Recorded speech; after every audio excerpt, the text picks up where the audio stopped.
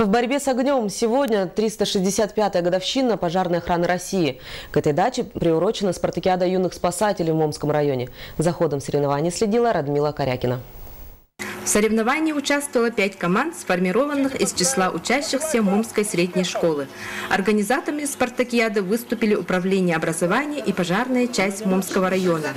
Решили провести спартакиаду среди школьников, целью которой является повышение авторитета пожарной охраны, государственной противопожарной службы Республики Саха-Якутия и популяризация роли профессии пожарного.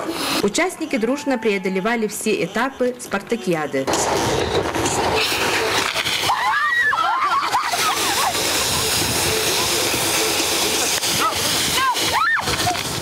Ребята все очень старались, но победил сильнейший. Мы заняли первое место, наша команда называлась «Барс». Такие соревнования нужны, так как некоторые участники хотят выбрать профессию спасателя, МЧС.